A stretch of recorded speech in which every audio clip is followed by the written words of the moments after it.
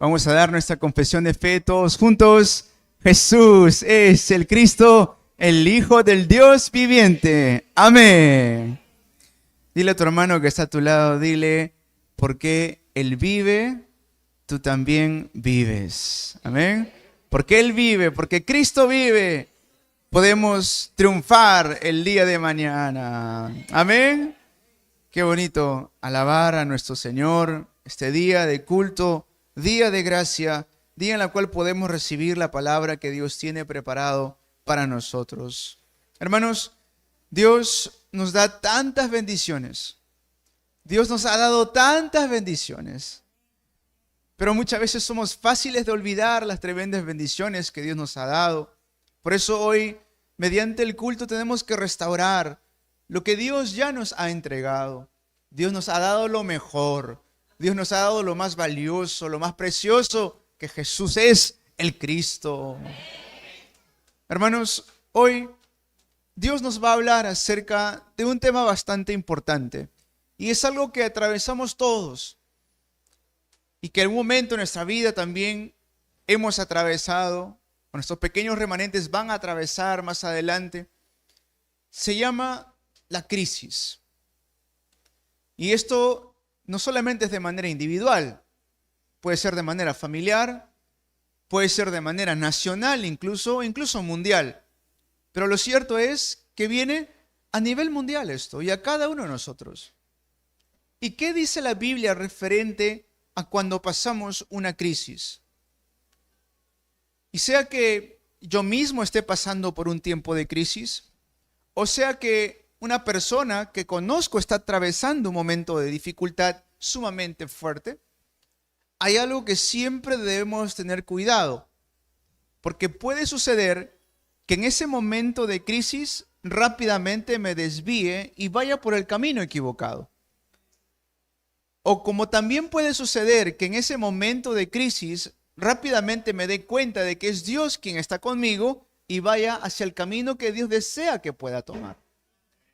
Así que es muy importante, ¿cuál de estos dos caminos voy a tomar en ese momento que viene la crisis? ¿O voy a tomar el camino que me desvía hacia destrucción? ¿O voy a tomar el camino que me lleva hacia el plan absoluto de Dios? Tengo que saber cuál de estos dos caminos voy a tomar. ¿Por qué? Porque en un tiempo de crisis, hermanos, lo que tenemos que buscar es nuestra respuesta. Pero esta respuesta, hermanos, también lo tiene el mundo. Es decir, el mundo también tiene una respuesta material preparada allí. El mundo también tiene una respuesta carnal preparada por allí. El mundo también tiene respuestas atractivas preparadas por ahí. Pero estas respuestas no son las respuestas que yo necesito. ¿Amén? Las respuestas que el mundo me puede dar no son las respuestas que yo necesito en un tiempo de crisis. Amén. Tengo que buscar cuál es la respuesta que Dios tiene preparado en medio de esta dificultad. Amén. Tengo que buscar la respuesta que Dios tiene preparado en medio de este tiempo de crisis. Mayormente pasa que cuando un nuevo creyente, alguien que recién está conociendo el Evangelio, atraviesa una crisis, regresan rápidamente a las cosas de antes. Les doy un ejemplo. Pedro, cuando conoce a Jesús, estuvo con él, comió con él, vio el ministerio que Jesús hizo, vio grandes maravillas. Pero, ¿qué pasó cuando vio a su Señor Jesús morir? ¿Qué hizo? Regresó nuevamente a las cosas de antes. Regresó al pasado. ¿Recuerdan eso? Cuando Pedro, a pesar de que él estuvo con Jesús, a pesar de que él caminó con él, porque todavía era nuevo creyente, cuando vio a su Señor ser crucificado, ¿qué pasó con Pedro? Regresó nuevamente a las cosas de antes. ¿A qué regresó a hacer Pedro? Estaba pescando, dice. Y esto sucede con nosotros. ¿Cómo me doy cuenta si he madurado o no en la fe? Que cuando atravieso un momento de dificultad, allí me voy a dar cuenta. Me voy a dar cuenta si regreso a las cosas de antes, a hacer lo que antes hacía, o tomo ese momento de dificultad para poder desafiar renovar y experimentar el poder de Dios en mi vida. Es muy diferente esto. Y como iglesia tenemos que nosotros siempre empezar a darnos cuenta, este tiempo de dificultad, ¿qué será lo primero que hago? Este tiempo de crisis, ¿qué será lo primero que hago? ¿Será que regreso nuevamente a las cosas de antes? ¿O será que lo tomo como una oportunidad para poder ver cómo está creciendo mi fe? Una oportunidad para experimentar el poder de Dios.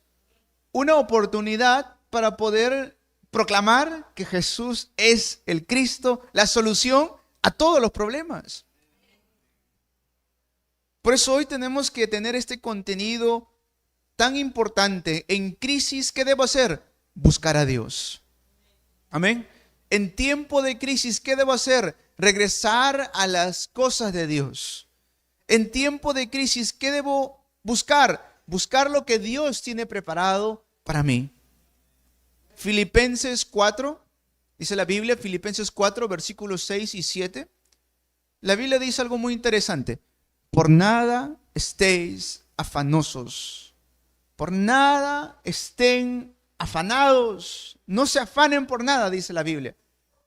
¿Pero por qué? Más bien dice, presenten todo delante de Dios en oración y con acción de gracias. Y la paz de Dios, que trasciende todo entendimiento, guardará vuestros corazones y pensamientos, ¿dónde? En Cristo Jesús. Póngase a pensar un poco en esto.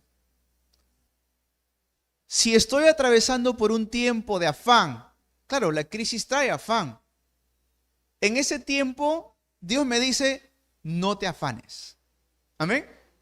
Vamos a ser instrumento de Dios. Dile a tu hermano que está a tu lado, dile, no te afanes, hermano, dile. No te afanes. No te afanes, hermano. Vamos a ser instrumento de Dios. Ahora dile a tu hermano, dile, órale. Órale. Órale a Dios. Amén. Nos convertimos mexicanos por un segundo ahí. Órale.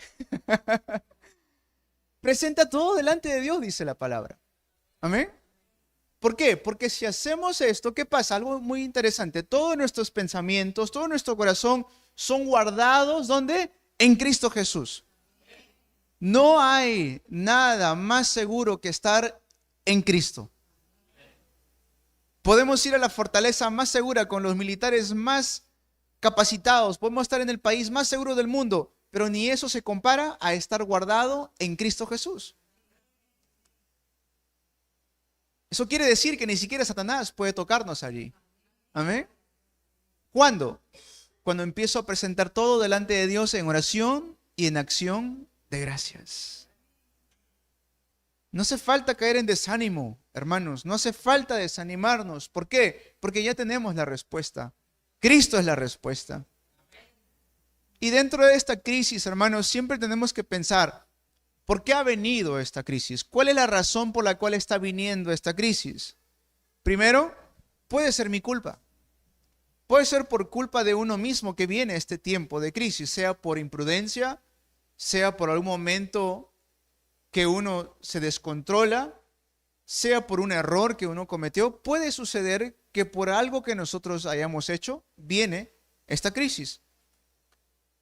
Ahora, no les digo esto para desanimarnos, sino para entender por qué Dios permite esto. Vean al hijo pródigo. Les voy a dar el ejemplo de la parábola del hijo pródigo. El hijo pródigo que estaba a punto ya de morir por su propia culpa. Él va al padre y le dice, dame toda mi herencia. No le correspondía todavía recibir su herencia porque el padre estaba vivo. Sin embargo, ¿qué pide? Pide toda su herencia. Y el padre, pues bien, toma toda tu herencia. ¿Y qué hace este hijo? Va y derrocha todo su dinero en alcohol, en mujeres, en el mundo. Y una vez que había derrochado todo, miren cómo dice la Biblia.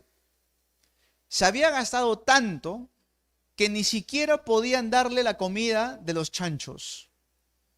O sea, ni siquiera la comida de los cerdos le podían dar a este hijo pródigo. Entonces, ¿qué dice él? Voy a regresar a casa de mi padre, porque allí incluso los siervos de mi padre viven mejor que yo. Yo estoy viviendo acá en un basural. Y cuando regresa a la casa del padre, él va con este pensamiento: Padre, perdóname, perdóname porque no soy digno de llamarme tu hijo. Sin embargo, el padre, ¿cómo recibe a su hijo pródigo? Ni siquiera le responde ante esta declaración. Él rápidamente dice: vistan con ropas nuevas a mi hijo, tráiganle el anillo. Eso quiere decir que restauren su identidad. Y en ese momento recibe el padre a su hijo como que hubiera nacido nuevamente, con esa alegría de poder volverlo a ver. Mi hijo que estaba perdido ha regresado a casa. Y dice 1 de Juan 1:9. 1 de Juan 1:9 dice: si confesamos nuestros pecados, Dios, que es fiel y justo, nos los perdonará y limpiará de toda maldad. Amén. Tan solo tenemos que empezar a clamar a Dios. Regresemos a Dios. No importa el pecado que hayamos cometido. Tengamos el corazón de querer regresar a Dios. Él es justo y fiel para perdonar nuestros pecados, hermanos. Amén. O puede ser también, hermanos, que viene en crisis por alguna contradicción del mundo, como en el caso de hoy. Hemos leído Hechos 12, del 20 al 25. Los judíos, sabiendo y conociendo palabra, empezaban a perseguir a la iglesia. Es una contradicción en el mundo. Pero también vemos cómo Dios responde. Si tienen sus Biblias, hermanos, acompáñame a Habacuc. Vamos al Antiguo Testamento, al profeta Habacuc, capítulo 2, versículos 1 al 4. Habacuc 2, del 1 al 4, dice: me mantendré en mi guardia, me ubicaré sobre la muralla, estaré pendiente de lo que me diga, de su respuesta a mi queja. Hasta ahí voy a leer. Habacuc había presentado una queja ante Dios. ¿Y cuál era esta queja?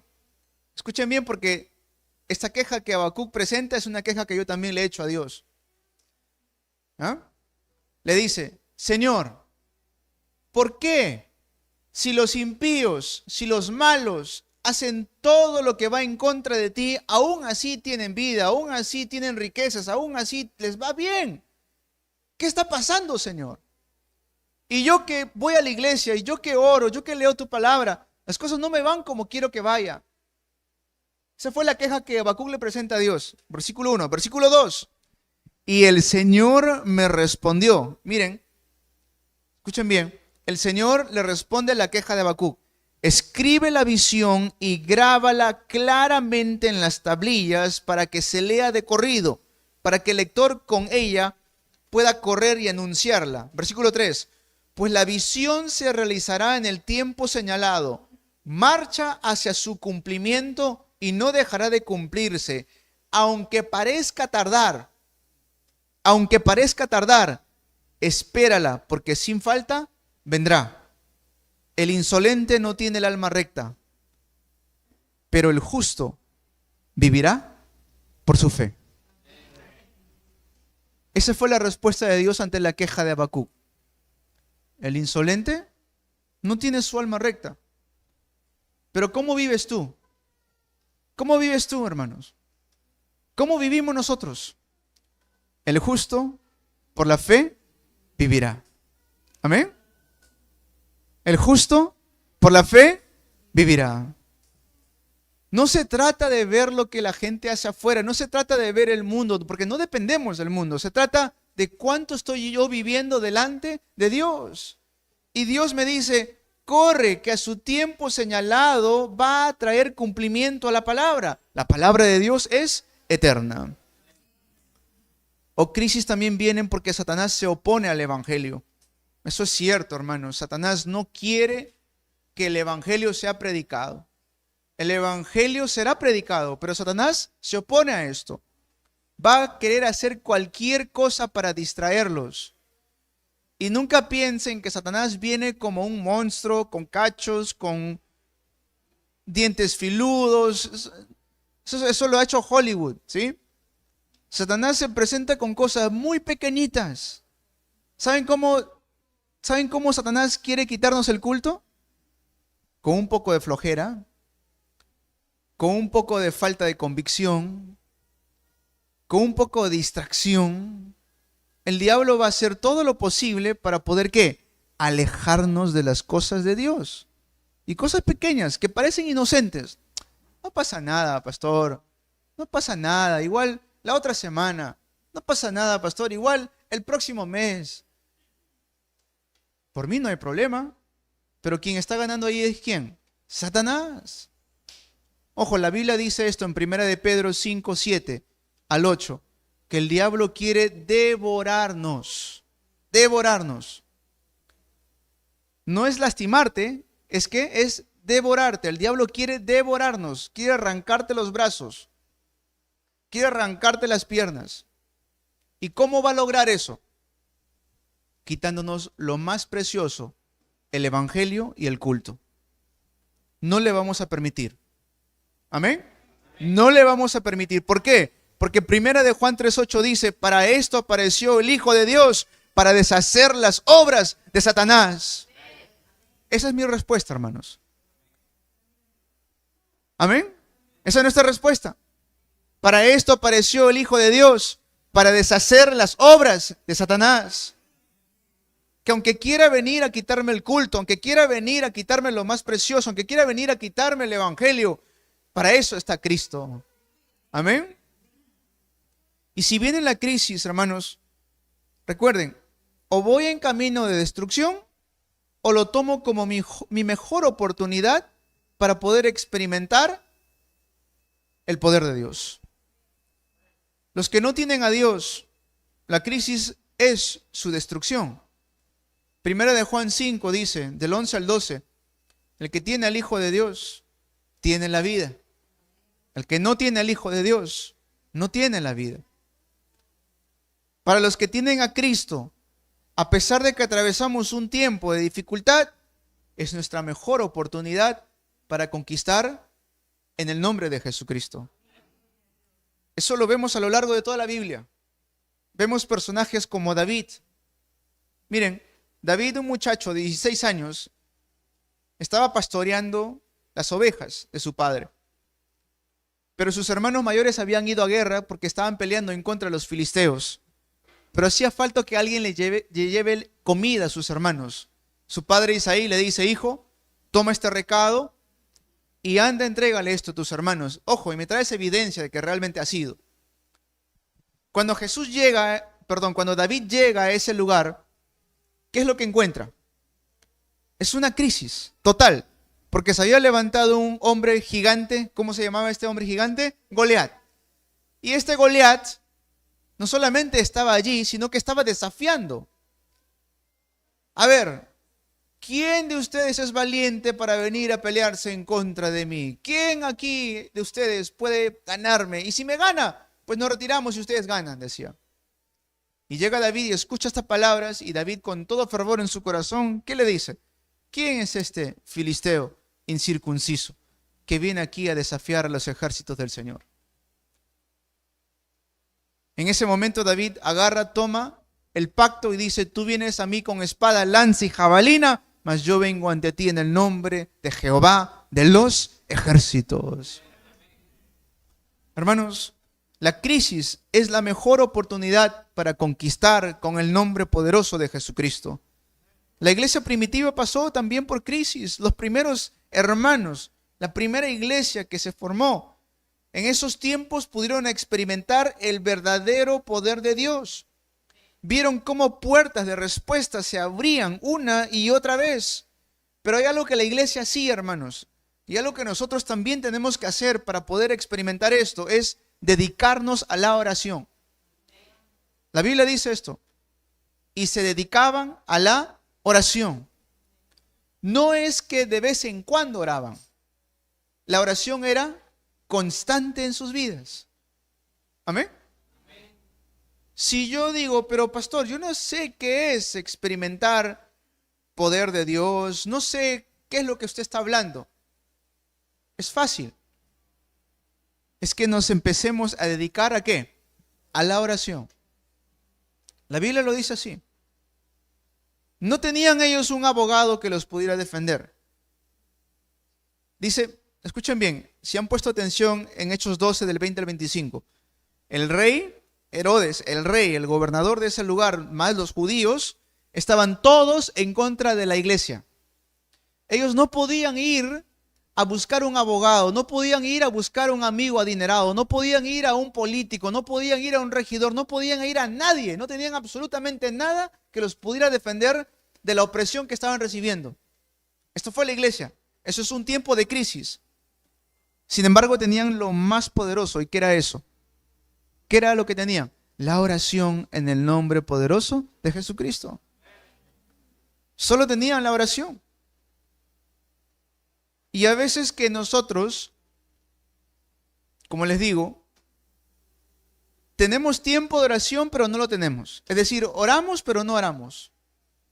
¿Por qué? Porque se nos hace una costumbre de llevarnos más por lo que vemos, más por lo que sentimos, que realmente buscar la presencia de Dios. Y entonces en esos tiempos de dificultad, en esos tiempos de crisis, lo que Dios quiere es que podamos buscarlo más en oración. Amén. Dios desea que lo busquemos más en oración. No tengo un respaldo, no tengo quien me ayude, no tengo quien me pueda defender. Pues excelente, es el mejor tiempo que puedo experimentar, que Dios es mi pronto socorro. Amén. Toda la iglesia se unió en oración cuando se levantó esta crisis.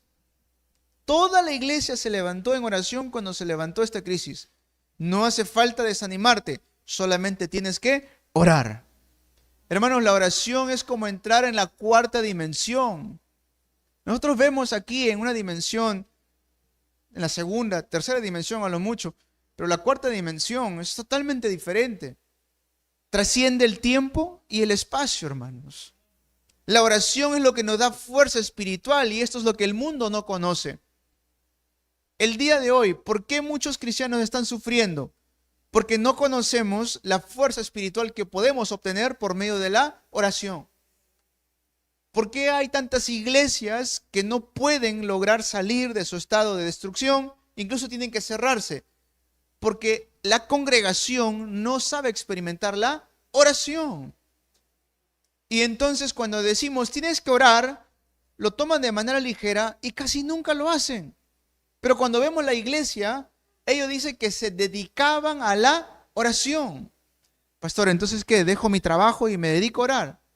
No estoy diciendo eso. Pero solamente con cosas pequeñas. Ni bien te despiertas, ¿qué es lo primero que haces? Antes de ir a trabajar, ¿qué es lo primero que haces? Cuando llegas a tu trabajo, ¿qué es lo que haces? Cuando sales de tu trabajo, ¿qué es lo que haces? Cuando llegas a casa, ¿qué es lo que haces? Antes de dormir, ¿qué es lo que haces? ¿Se dan cuenta? Ahí está todo el día. Oración de 24 horas. Amén.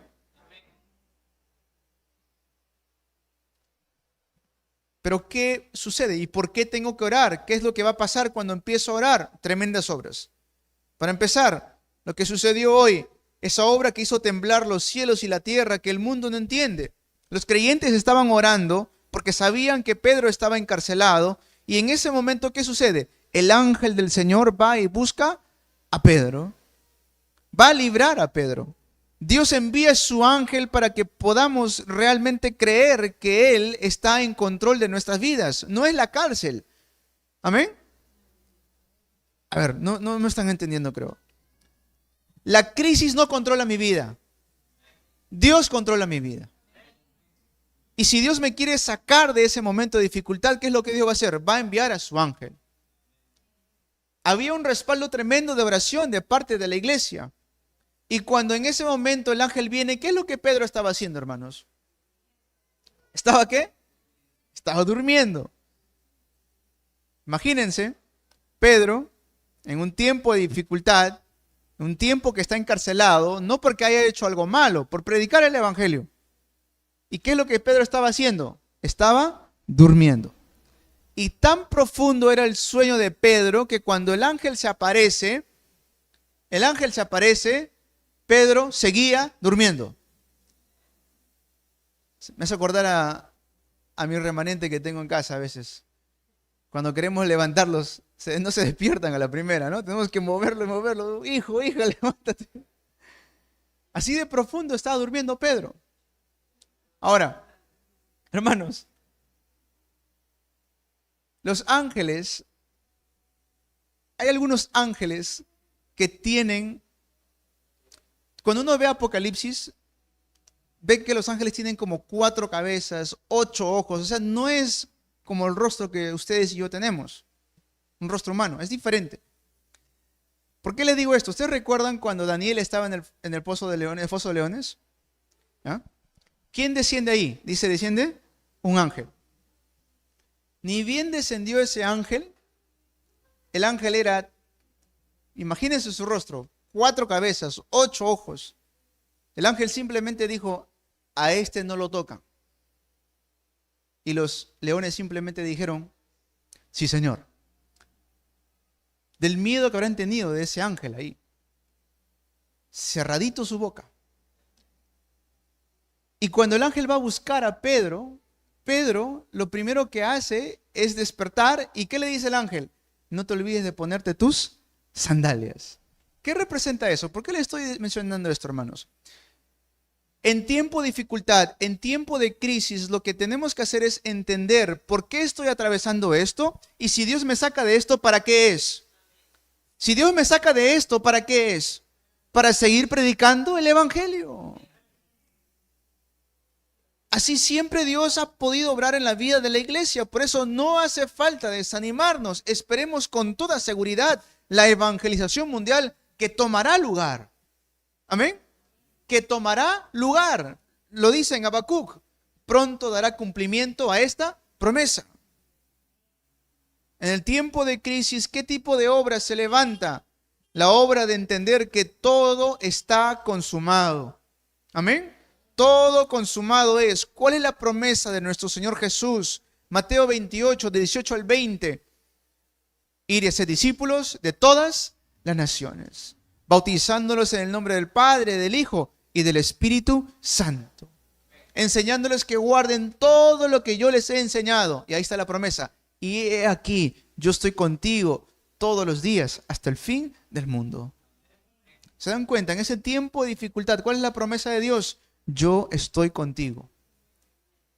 En ese tiempo de dificultad, ¿cuál es la promesa de Dios? Yo estoy contigo hasta el final. ¿Amén? ¿Y hace falta preocuparme? No. Marco 16, del 15 al 20. Anda, predica este evangelio. Anda, lleva este evangelio a todas las naciones y te daré potestad para echar fuera demonios, para sanar enfermedades, para poder tener autoridad sobre serpientes y escorpiones. Hechos 1:8, pero recibiréis, ¿qué?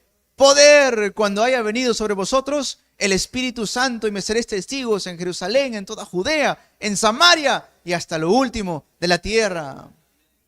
Amados hermanos, ¿por qué nos desanimamos en tiempo de crisis? Tenemos más bien que entrar en la oración profunda y ver el futuro que Dios tiene preparado para mí con toda seguridad. Padres, les doy este llamado, por favor. Recuerden a Jocabed, la madre de Moisés.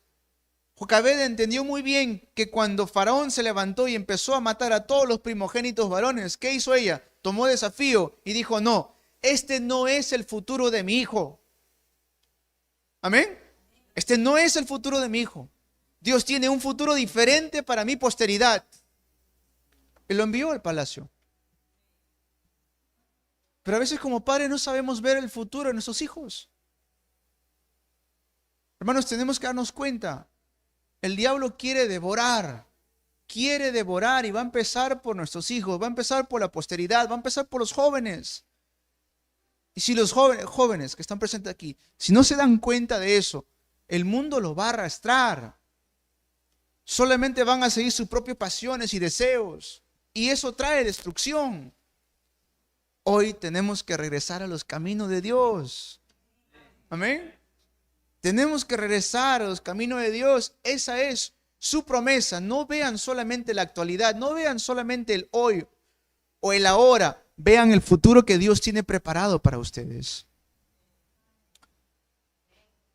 Hermanos, quizás seremos aquí el 0.00001% los que estamos reunidos acá.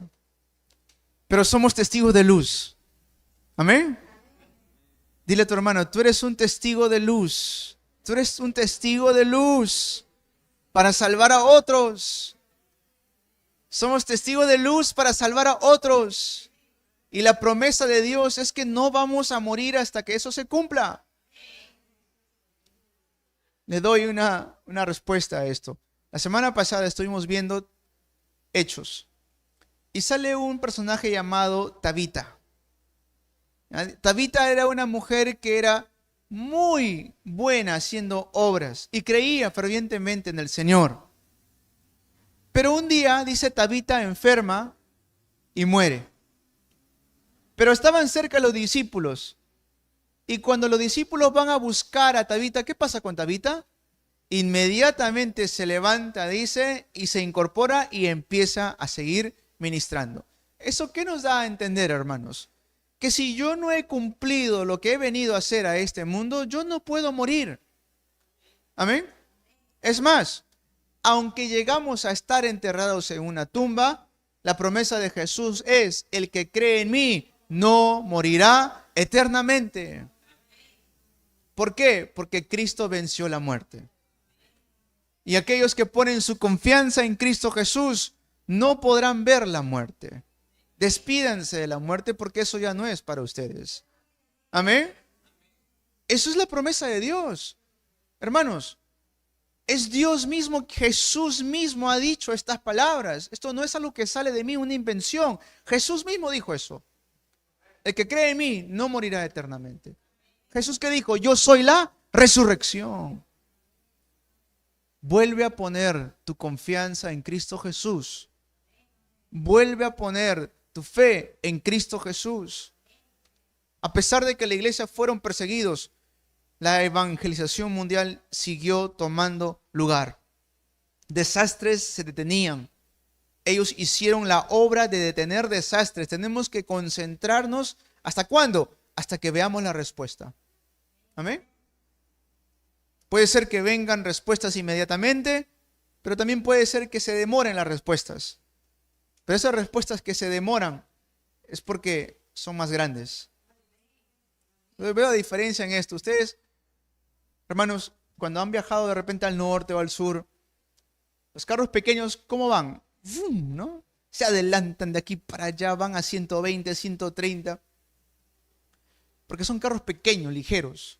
Pero ¿cómo van los trailers? 60 kilómetros por hora, lo mucho. ¿No? En las subidas, ¿a cuánto van? 20 kilómetros por hora. Se demoran en llegar. ¿Pero por qué? Porque son más grandes, pues. La respuesta de Dios es así. Las respuestas pequeñas, ligeras, vienen rápido, sí. Pero esas grandes, 20 kilómetros por hora están viniendo.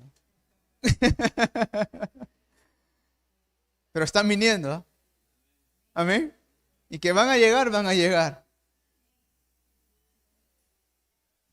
Tenemos que empezar a verlo de esta manera.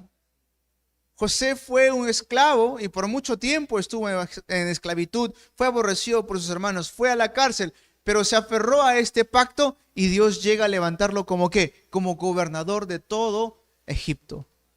Satanás continuamente quiere sembrar incredulidad, continuamente quiere sembrar temor, continuamente quiere sembrar incertidumbre, pero no se dejen engañar porque ya hemos salido de las manos de Satanás. Él es el padre de mentira, hermanos. Él va a querer engañar a toda costa. Con cualquier cosa va a querer engañarnos. Va a querer que pongamos nuestros ojos a fijarnos en cosas insignificantes. Que por qué no hizo esto, por qué no dijo lo otro, que por qué. Y va a concentrarnos a todos en unas cosas innecesarias. ¿Para qué? Para quitarnos el objetivo mayor, que es la evangelización mundial. No se lo permitas. ¿Amén? No se lo permitas. Moisés fue como huérfano al palacio real, pero en el monte Horeb se encontró con su Padre Celestial. Amén. Claro, imagínense Moisés. Crece conociendo a su madre, ¿no? Conociendo a su hermana, pero no se sabe mucho, ¿no? Prácticamente creció como un huérfano él ahí. Y 80 años estuvo así. No es que estuvo 2, 3 años, 80 años. aproximadamente. Pero luego, en el monte Horeb se encuentra con la zarza que ardía, pero no se consumía. Ardía, pero no se consumía. ¿Y quién le habla allí? Moisés le dice, yo soy el que soy. Se encontró con su creador. David fue un pastor de ovejas, pero luego, ¿cómo Dios lo levanta? Como el mejor rey de Israel. Hasta el día de hoy no ha existido un rey tanto como lo hizo David. Hasta el día de hoy. David pasó por tantas dificultades, pero miren lo que confiesa David en Salmo 23. Aunque pase por valle de muerte, no temeré mal alguno. Porque sabía algo. Jehová es mi pastor. Nada me faltará. Amén. Jehová es mi pastor. Nada me faltará. Y al final del Salmo 23, ¿qué dice? En la casa del Señor, en la casa de Jehová, habitaré por largos días. Toda dificultad que atravesamos no se compara a la gloria eterna que Dios tiene preparado para nosotros, hermanos. Amén. Todo lo que estamos pasando ahora solamente es momentáneo, es pasajero. Nada se compara a la gloria eterna que vamos a gozar con nuestro Padre Celestial.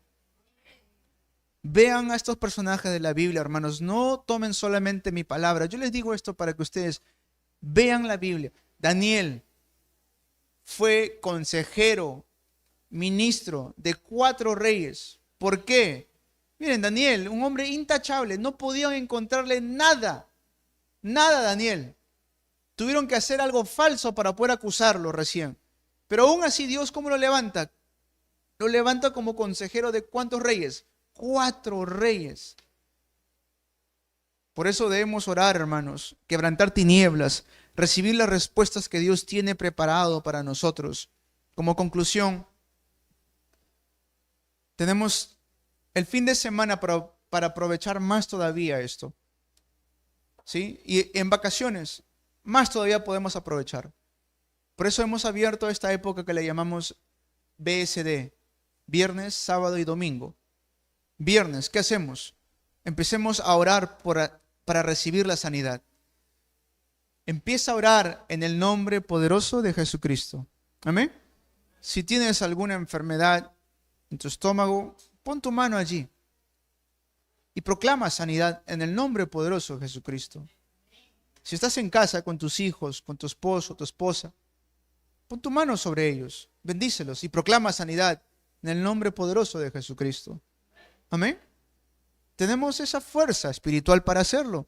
Dios nos ha dado eso. Marcos 16, del 15 al 20 le dije, he aquí yo les doy potestad para echar fuera demonios, sanar enfermedades. Ahí está la promesa de Dios.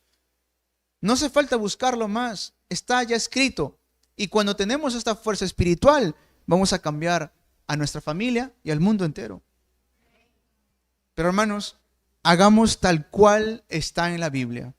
Amén. Tal cual está en la Biblia. No hace falta irnos al misticismo insano, no. No hace falta irnos a experiencias que no tienen sentido, no. Tal cual está en la Biblia. Amén. Respiración profunda. Practiquen la respiración profunda todos los días. Practiquen muy bien gestionar sus alimentos. Si es posible, hagan ayuno. Amén. Hagan ayuno. Una vez a la semana pueden ayunar. Amén. Practiquen esto. Que esto no sea... Mira, la Biblia dice en 1 de Pedro, estuvimos viendo esto el día viernes. Si no han visto el mensaje el día viernes, escúchenlo por favor. 1 de Pedro 5:7 dice... Resistan al diablo, pero para resistir al diablo dice, practiquen el dominio propio. Practiquen el dominio propio. ¿Qué es eso? Que tenemos que hacer cosas que muchas veces no nos gusta hacer. ¿Amén? Amén. Tenemos que hacer cosas que muchas veces no nos gusta hacer. Orar de madrugada. ¿A quién? Si no tienes costumbre, levantarte a las 5:30 de la mañana, no te va a gustar. Vas a levantarte renegando seguro.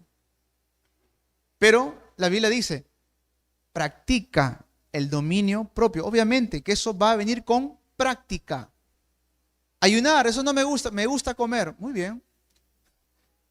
Pero al menos un día a la semana. Puedes hacerlo, claro. ¿Te va a gustar? No te va a gustar quizás el primer día. Me duele la cabeza, pastor. Siento que me voy a desmayar, pastor.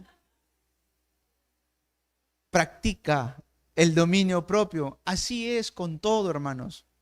No sé si les ha pasado alguna vez que han ido al gimnasio un solo día y después nunca más regresaron. Porque al día siguiente todo el cuerpo hasta respirar le dolía, ¿no es cierto? Practica el dominio propio. Ejercicios físicos también, hermanos. Yo me quedé asombrado la semana pasada, dos semanas atrás, que estábamos con los remanentes jugando. Y pasar una barra, esa barra para pasar con las manos, eso no es fácil, ¿ah?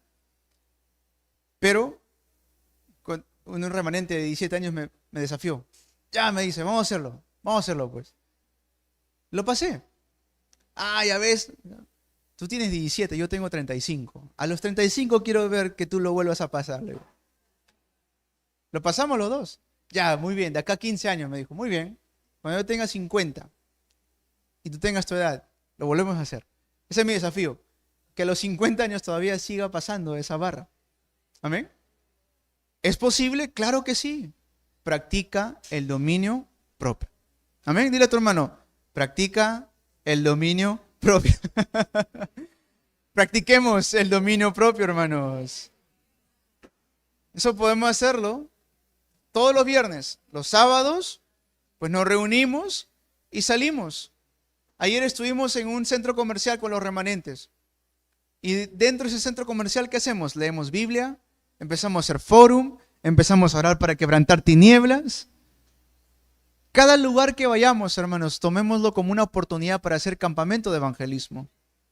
Y los domingos, como hoy, nos reunimos para celebrar el Día del Señor. Damos culto a Dios para concluir y para empezar todas las cosas. Amén. Tenemos que levantarnos como testigos de este mensaje. Tenemos que levantarnos como testigos que atraviesan crisis, pero que tienen una respuesta. Que Jesús es la solución a todos los problemas. Vamos a orar. Amado Padre Celestial, tu palabra es verdadera, tu palabra es eterna. Hoy nos aferramos a tus promesas. Permítenos vivir este mensaje en nuestros campos durante los próximos 6 días de la semana. Ayúdanos a levantarnos como testigos en medio de dificultades, en medio de crisis, que podamos siempre confesar que Jesús es el Cristo, el Hijo del Dios viviente. Gracias te damos, en el nombre de Jesús te oramos. Amén.